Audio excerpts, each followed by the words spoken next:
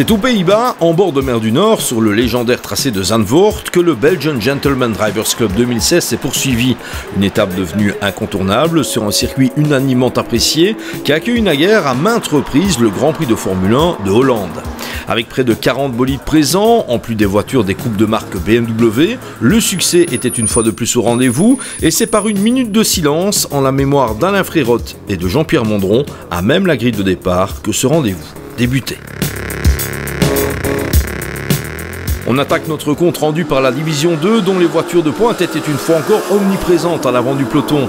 Auteur de la pole position, Johan Huygens faisait honneur à ce statut de privilégié pour prendre le meilleur envol et virer en tête à Tarzan.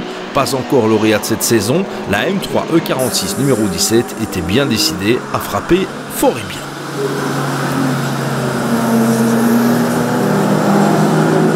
Dans son sillage, Koen de Wit n'entendait certainement pas jouer les épiciers, mais le pilote de la 64 avait la ferme intention de tout mettre en œuvre pour préserver son leadership au championnat sur un circuit qu'il apprécie tout particulièrement.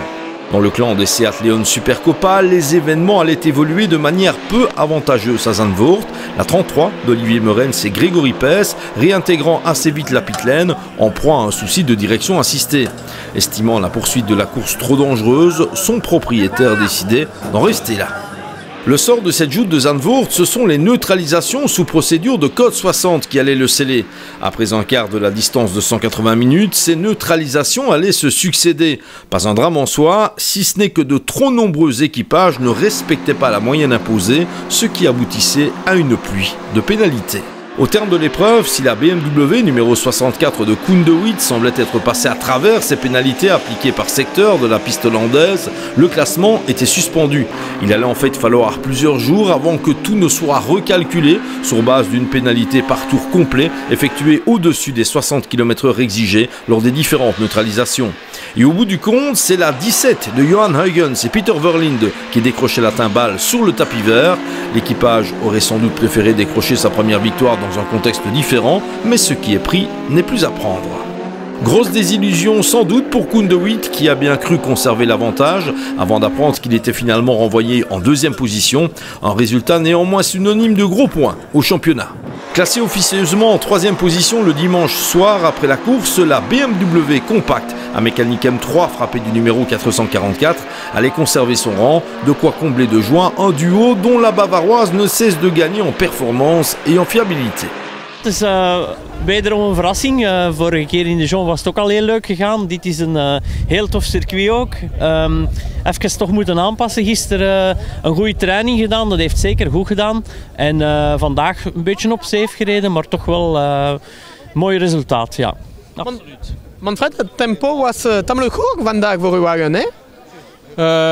Ja, de wagen rijdt perfect. Ik had er niks op aan te merken. Hij rijdt altijd maar beter en beter. We beginnen de wagen beter te kunnen afstellen. Dat is vooral dan dank aan onze techniekers. En het rijden, ja, ik bedoel, we hebben dat goed gedaan, denk ik. We zijn trots, we zijn tevreden. Het wordt stilaan een gewoonte, zo, blijkbaar.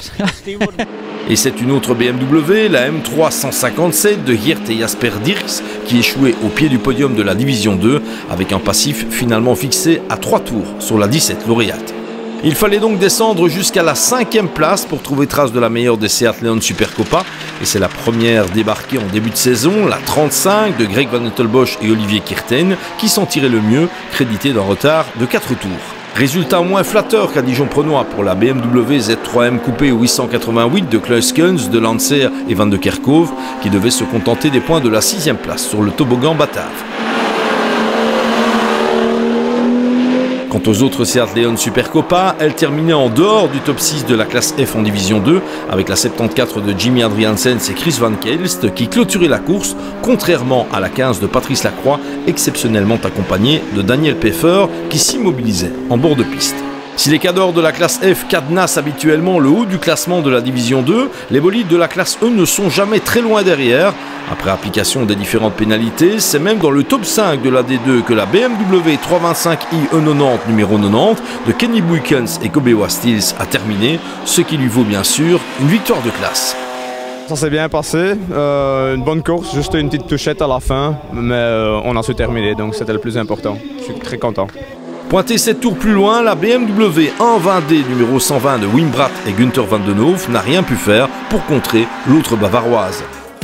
Si le cap de la mi-saison a été dépassé sur le circuit de Zandvoort, le peloton du BGDC se retrouvera déjà pour la 5e fois le 2 juillet prochain, avec au programme une course de 125 minutes à Zolder et on l'espère un podium correspondant réellement au classement final.